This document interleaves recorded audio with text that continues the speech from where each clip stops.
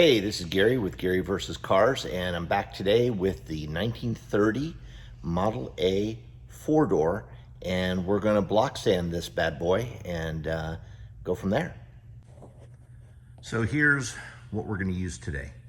I recommend, when block sanding a car, I recommend a good automotive tape. You want to get an automotive tape because you don't want the gummy residue from masking tape on your car. I'll use the powdered guide coat, and then I have 80, which is probably too coarse for today. 150, 180 is what I'm going to use because I'm going to be blocking this car twice. A scuff pad, various soft sanders, and the Durablock hard sanders. And then of course a mask, and then I have some glazing putty with some hardener, 2% hardener right there. When it comes to sandpaper, you know, I think you're really better off. This is, of course, this video is aimed towards the amateur restorer, such as myself. You're better off really just going to an automotive paint supply store and buying good quality 3M adhesive backed paper, sticky back paper, rather than going to your typical automotive box store. This stuff's really not that expensive, maybe $20+ a roll, and you're going to use quite a bit of it. I prefer the powdered guide coat over the spray-on because it doesn't gum up your paper as much, and it's pretty much instant on and instant off. So if you recall from previous videos, I've gone, this has been sitting probably for about 6 weeks, maybe 2 months now. So it's plenty dry. You certainly don't have to wait that long to block a car.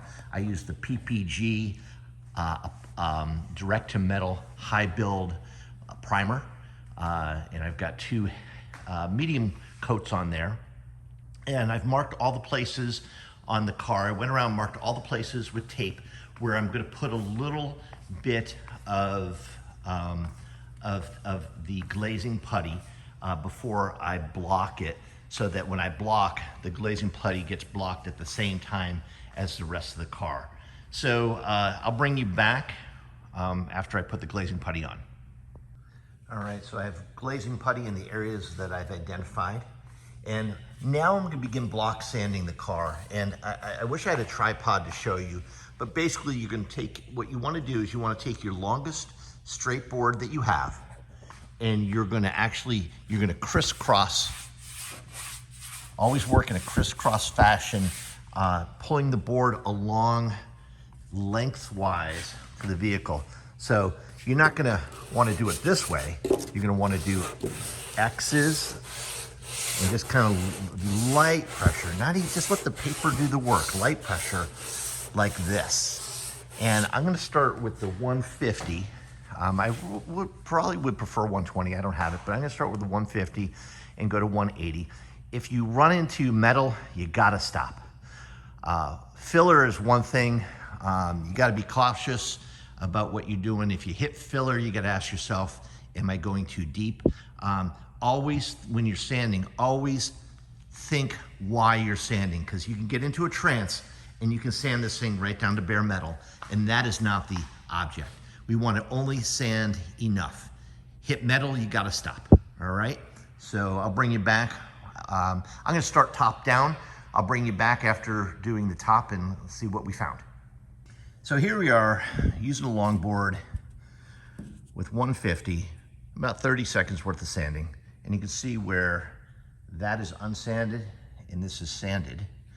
And you can see where I haven't touched here, because that's low. And then over here, this is low. And by the way, I'm usually wearing gloves. This is low, and there's a lot of little warbles up here. So I haven't broken through metal to metal yet. So I'll keep sanding, but I may need to put a little skim coat of glazing putty on that and go from there so that I can get everything to block out smooth. But overall, I'm really happy with how it's coming out. So again, you're going to do 2 hands. You're going to come, let it roll down, roll up, roll down, roll up, boom. So you can do an X pattern. And just let it glide and just kind of relax while doing it. Don't force it and don't dig. So here we are after about 20 minutes worth of sanding. There's a few places where I've touched metal. I will probably do a little love tap right here, put a little glaze over that, sand it again. This car is gonna get another round of high build primer after I finish blocking it. Here's where that ding was. You can see that's nice and covered. And then some more high build primer to smooth that out. You can see the dark is the guide coat. This is that graphite guide coat. And you can see where I haven't obviously finished sanding here, but there's a low spot here, low spot there, a couple little low spots all throughout.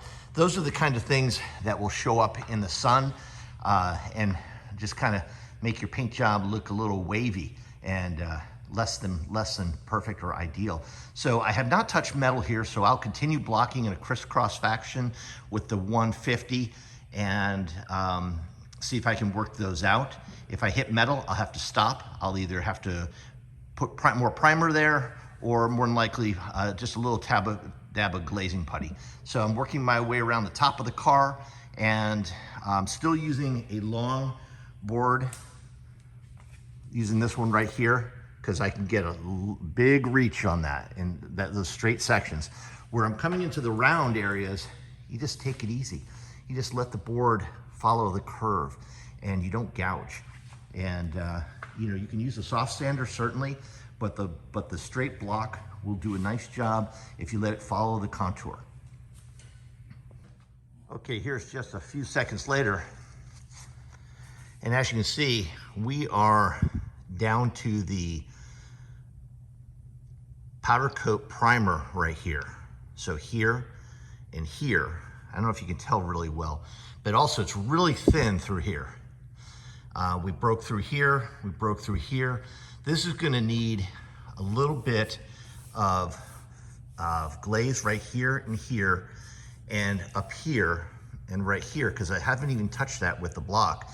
And then a gentle sanding with that, and then more high build primer.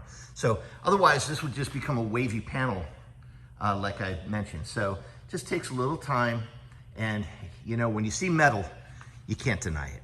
That's all there is to it. Okay, we continue to make progress. And up here, you can see metal, metal, low, low. So a little skim over that. Then right here, you can barely see it, but there's a low spot right here. Just a little tiny thing. And you can't just go in and gouge it. You gotta work your way to it.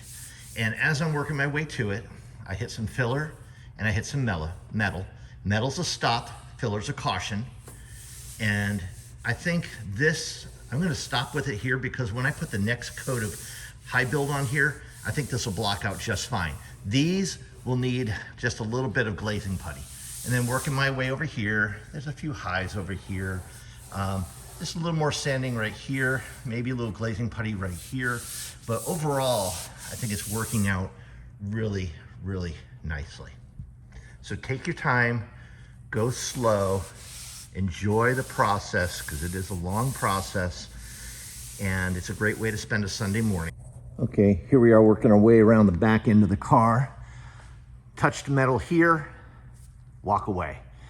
It is really smooth up here. If you remember, this is where the lead seam is, and I did some body work up here to smooth it out. I'm really happy with it. I think some high build on there and just be gentle in that area and we'll be doing fine. Coming down here, if you recall, there was some body work in this area in the passenger rear, and then continue blocking here. I've hit the primer, so I'm gonna step away. Here, this is a low spot right here. I still have not hit any metal around it, so I'm gonna work my way with a small block. I'm gonna work my way, see if I can work that out. If not, either a little glazing putty or more high build. And then I'm gonna put some guide coat on this, work my way around the front. As you can see, here's where I put some glazing putty before I started blocking. So far I'm very happy with the progress. So I guess I'm about an hour into the project right now, but who's keeping track of time? All right, here we are, blocked at 150, skim coat of glazing putty right through here. There's a lot going on here. It's really super smooth right now. Just gotta sand this little piece right here. But other than that, I'm very happy with how it has come out this far. Next step is I think I'll attack the firewall. This will be some small straight blocks, and then just some soft sanders, and also use a red, I can't even remember the name of it, the red pad, whatever, to scuff some of the edges.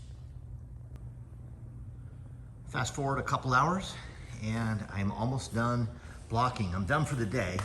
This is about 4 hours worth of blocking.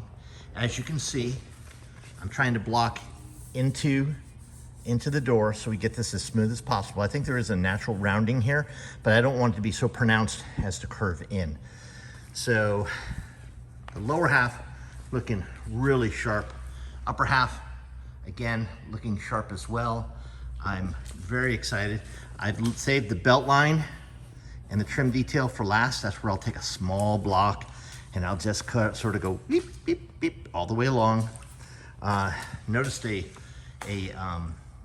dent, a subtle dent there. So I went ahead and smoothed those. I'll get that next time.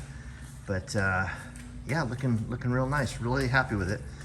The doors I'll do later. I could probably get another, this is the first round of blocking. I'll do another round of blocking. So I probably have another 5 or 6 hours of blocking just for these parts. Second round will go a little faster because I won't, for instance, I won't high build the firewall again. I've smoothed it as I took all the human error out of it. I wanted to leave some of the factory marks, the stamping marks. But if there was a dent or here and there, I fixed those things. So yeah, very excited with it. So next time you see it, I hope to be done blocking. Thanks for watching. And if you liked the video, please hit the like button. Subscribe if you, it really helped me out on the channel. Trying to just build this, mostly friends and family. But for those interested in body work, I really like having you along as well. Ask me any questions and I'll do my best to answer. Thanks and hope you're having a great day. Bye-bye.